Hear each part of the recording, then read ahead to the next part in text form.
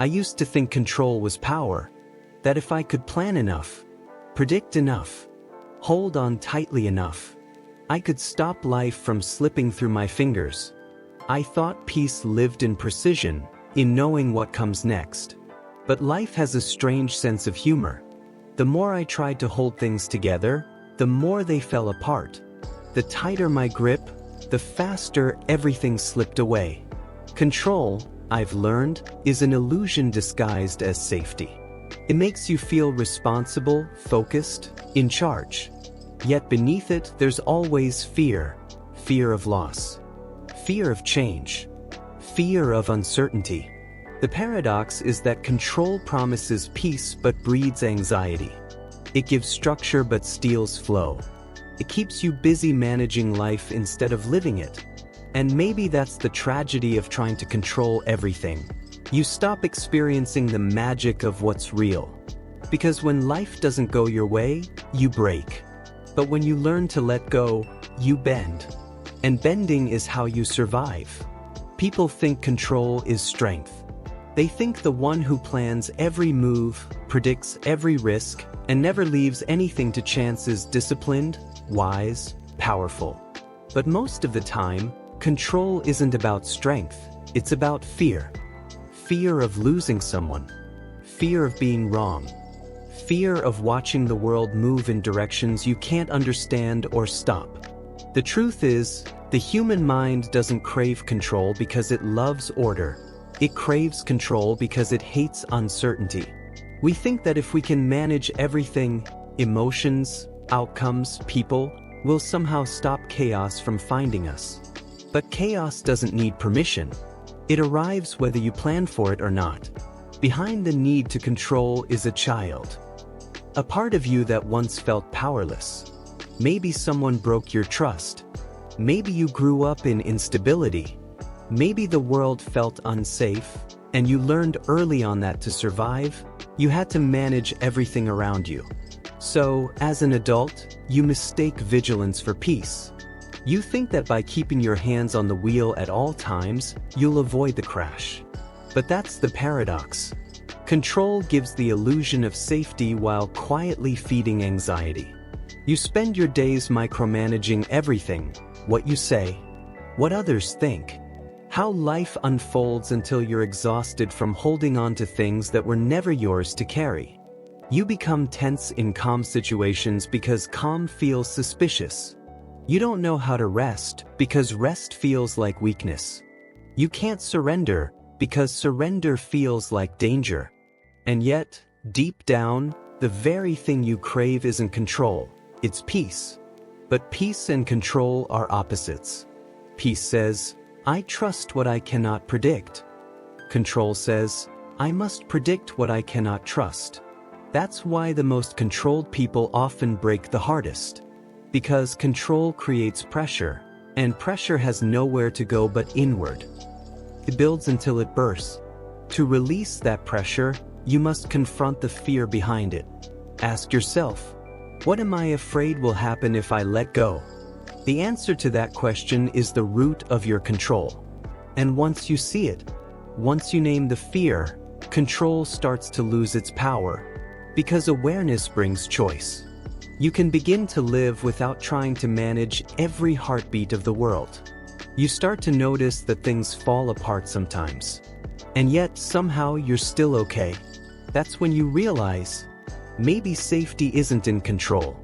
Maybe it's in trust. And maybe peace was never something to grip, but something to allow.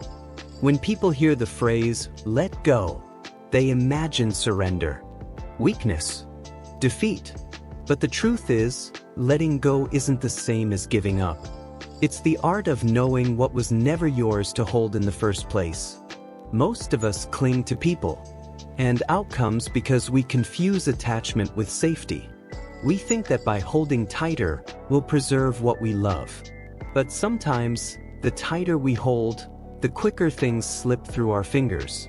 Because love, peace, and happiness, they don't bloom in cages. Letting go is not about abandoning what matters. It's about releasing the illusion that you can control what's not yours to command. It's about recognizing that not every door that closes is a punishment. Some doors close because the room you're in has already served its purpose. When I learned to let go, I thought I was losing control of my life. But I wasn't losing control, I was losing the illusion of control. And in that space where my grip loosened, I found something I never expected. Freedom. Freedom from the constant anxiety of trying to manage everything. Freedom from replaying conversations in my head, trying to fix what's already done. Freedom from believing that people's actions were somehow my responsibility to change. That's when I realized that letting go is not passive, it's powerful. It takes more strength to walk away from what you can't change than to keep fighting a losing battle. It takes more faith to trust life's flow than to demand it moves by your script. The irony is, once you stop fighting for control, you start gaining influence. You start seeing things clearly, not through fear or ego, but through truth. You start responding instead of reacting. You start breathing again. The world doesn't stop spinning when you let go. You just stop spinning with it. And for the first time, silence feels safe. Stillness feels sacred. And uncertainty feels manageable. It's not that life suddenly gets easier, it's that you stop making it harder. You stop measuring your worth by outcomes. You stop taking every loss as a personal failure. You start to understand that sometimes letting go is not about closing your heart, it's about protecting it. And maybe that's the paradox of freedom. It comes the moment you stop grasping for it. It appears when you stop demanding that life goes your way. Because when you finally trust the unknown, it starts to trust you back. That's when you realize you were never meant to control the storm. You were meant to learn how to dance in the rain. I used to think peace came from having everything in order, from solving every problem, understanding every feeling, and predicting every outcome. But the more I tried to control life, the more it slipped through my hands like water. Because peace isn't what you get when life finally calms down. Peace is what you create when you stop needing it to. You see, control is a fragile illusion. It tells you that if you just plan hard enough, love carefully enough, and think deeply enough, you can keep chaos away. But chaos always finds its way in. Through loss, rejection, disappointment, or change. And that's when you realize something life-changing. Peace was never about perfect conditions. It was about your position, your posture toward reality. Surrender isn't about quitting. It's not lying down and accepting defeat. It's about meeting life as it is, not as you wish it to be. It's saying, this moment is enough, even if I don't understand it. It's standing in the storm and whispering, I can't control the wind, but I can steady my soul. When you surrender, you stop arguing with life. You stop demanding that things make sense before you find peace. You start realizing that not every question needs an answer to bring closure. Some pain will never be explained, but it can be transformed. The paradox of surrender is that it brings more control than resistance ever will. Because when you fight life, you drain your strength. When you flow with it, you harness its current. You learn when to act and when to wait. When to speak and when silence says more. Real peace isn't loud. It doesn't announce itself. It arrives quietly, like the stillness after a storm, like a deep breath you didn't know you were holding. It's when your mind finally stops chasing the why, and your heart says, I don't need to know. I just need to be. And in that moment, something magical happens. The same world that once felt chaotic now feels alive. The same people who once triggered you now teach you patience. The same problems that once broke you now guide you toward wisdom. Because peace isn't about escaping life, it's about returning to yourself.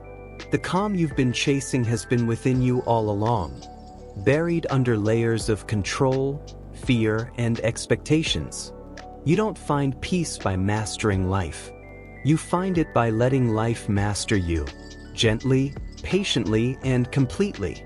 So stop fighting what's already here. Stop trying to fix every wound before you breathe again. Let go. Surrender. Because the moment you do, you realize peace was never gone. You were just too busy resisting it to feel it. Maybe the hardest lesson life teaches us is that love, effort, and control do not always guarantee the outcome we hope for. You can do everything right, care deeply, fight honestly, give selflessly, and still have to let go. But letting go does not mean you've failed. It means you've matured enough to understand that some stories are beautiful because they end. When you finally release what isn't yours to keep, you don't walk away empty, you walk away lighter. You carry the wisdom that peace is not found in what you hold on to, but in what you allow to flow through you.